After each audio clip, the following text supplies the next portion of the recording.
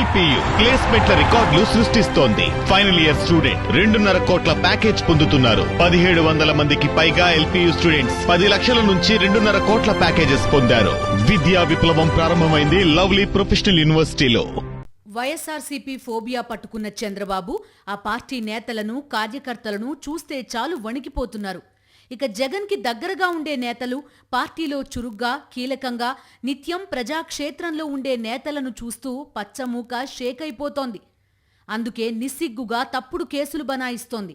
పెద్దిరెడ్డి రామచంద్రారెడ్డి, మిథున్ రెడ్డి, పేర్ని నాని, జోగి రమేష్, కొడాలి నాని, అంబటి రాంబాబు, విడదల రజని, దేవినేని అవినాష్ ఇలా చెప్పుకుంటూ పోతే ఆ జాబితాకి అంతే లేదు. అందరి మీద తప్పుడు కేసులే. అందరినీ అక్రమ అరెస్టులు చేయాలని కుట్రల మీద కుట్రలే. చంద్రబాబు ఆటవిక పాలనను ప్రశ్నిస్తున్న ప్రతి ఒక్క వైఎస్ఆర్సీపీ నాయకుడి మీద రెడ్ బుక్ రాజ్యాంగం పడగ విప్పి బుసలు కొడుతోంది. మా ఎంపీ మిథున్ రెడ్డిని ఎప్పుడెప్పుడు అరెస్ట్ చేయాలని చెప్పి వెంటపడతా ఉన్నారు. మా పెద్దిరెడ్డి రామచంద్రారెడ్డిని చంద్రబాబు నాయుడిని ఎప్పుడో కాలేజ్ టైంలో ఎప్పుడో కొట్టినాడంట ఆయన. ఆ కోపం ఇప్పటికి కూడా ఉంది. వాళ్ళ కొడుకుని అరెస్ట్ చేయాలంటాడు, వాళ్ళ నాయన్ని అరెస్ట్ చేయాలని అంటాడు. ఆంధ్రప్రదేశ్ అంటే అరాచక ప్రదేశ్. ఆంధ్రప్రదేశ్ అంటే రెడ్ బుక్ రాజ్యాంగం. ఆంధ్రప్రదేశ్ అంటే ఆటవిక పాలనకి కేర్ ఆఫ్ అడ్రస్. ఆంధ్రప్రదేశ్ అంటే తప్పుడు కేసులతో అలరారే ప్రదేశ్. ఆంధ్రప్రదేశ్ అంటే వ్యవస్థలను గుప్పిట్లో పెట్టుకుని ఆడిస్తున్న పచ్చముఠ ప్రయోగశాల. ఇలా ఎన్నైనా చెప్పుకోవచ్చు. ఎందుకంటే ఎన్ని చెప్పినా చంద్రబాబు అండ్ కో చేస్తోన్న అరాచకాలను వివరించడానికి సరిపోవు. చేతిలో అధికారం, తమ కుట్రలకు కూత పెట్టే ఖాకీలు. ఇదెక్కడి దిక్కుమాలిన పాలన అంటూ కోర్టులు ముట్టికాయలు వేస్తోన్నా పట్టించుకోని చిల్లర స్వభావం. రాజకీయ ప్రత్యర్థులను వేధించడానికి ఇంతకు మించిన అర్హతలు ఏం కావాలి? అందుకే కూటమి సర్కార్ సాగిస్తున్న తప్పుడు కేసులు, అక్రమ అరెస్టులు అనే ఎపిసోడ్ వైఎస్ఆర్సీపీ నేతలు, కార్యకర్తలు లక్ష్యంగా వికటాట్టహాసం చేస్తూనే ఉంది. చంద్రబాబు ప్రభుత్వ అరాచకాలను తనదైన శైలిలో ఎండగట్టే పేర్ని నాని మీద పచ్చమూక ఒక స్థాయిలో పగబట్టింది. అందుకే పేర్ని నానిని టార్గెట్ చేయడం మాత్రమే కాదు, నిస్సిగ్గుగా పేర్ని నాని సతీమణి జయసుధ మీద కూడా తప్పుడు కేసు పెట్టేశారు.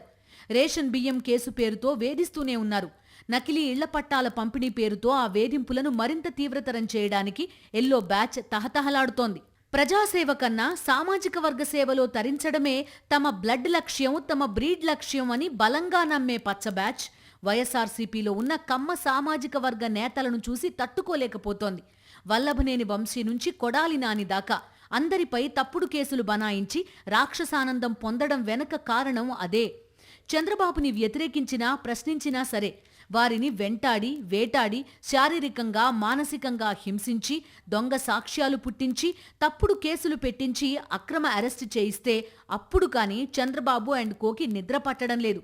ఈ క్రమంలోనే వల్లభనేని వంశీని నెలల పాటు జైల్లోనే ఉంచితే, కొడాలి నాని, ఎమ్మెల్సీ తలసిల రఘురాం లాంటి వాళ్ల మీద తప్పుడు కేసుల మీద తప్పుడు కేసులు పెట్టి తమ కుట్రని ముందుకు పారించడానికి తహతహలాడుతున్నారు.